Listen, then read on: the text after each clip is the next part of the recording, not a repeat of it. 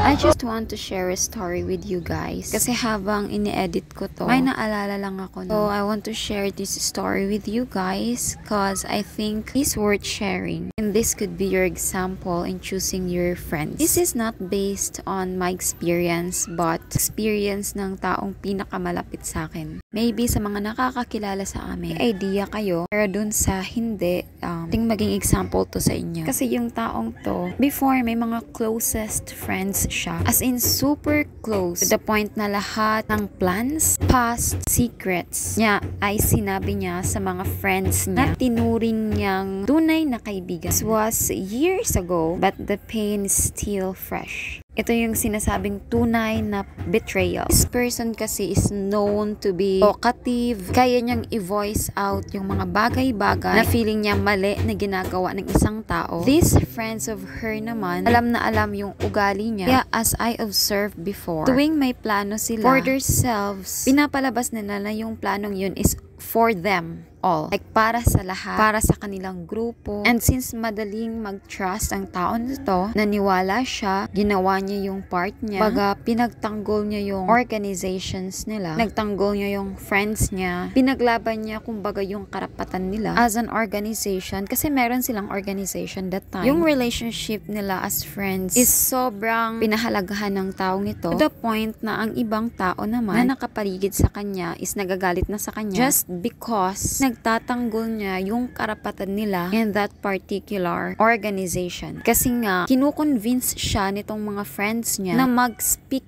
out about sa kanilang concern. And since itong tao na to is very direct nga, yung parang naging spokesperson ng kanilang organization, sabihin and ipaglaban yung kanilang karapatan. Then later, after that, these friends of her biglang, boom, iniwan siya sa Erebe. As in, yung kanyang mga friends, biglang pinalabas na idea niya lang yun, kumbaga, sa kanya lahat ng plans. And ang masaklap pa, all those times pala na akala niya, okay sila, good sila ng kanyang mga kaibigan. Nalaman niya na they gossip, talk, behind her back kasi circle of friends sila. Marami sila sa grupo. So, wala yung taong to, siya yung topic ng kanyang mga friends. And alam ko marami sa inyong nakaka-relate dito. Then habang tumatagal, nalaman namin yung mga bagay-bagay na pinagagawa nila behind this person's back. Pinakialaman nila buhay ng taong ito, not just this person but her family. Like, pati anak, pati pamilya, namay nila. Pinagchichismisan, sinisiraan, diskarte ng taong ito, pinakialaman. Kumbaga, siniraan siya ng bonggang-bongga. Bang nagsanib puwersa silang lahat para i-down yung taong to. Iba, nakisawsaw na lang dun sa issue, pero isa talaga, sobrang eager siya na i-down yung taong to. And dun sa mga nakakakilala sa akin, sa amin, alam nyo kung kaninong kwento to. Dun naman sa friends niya, or dun sa friend niya, up until now, hindi pa rin sila okay. And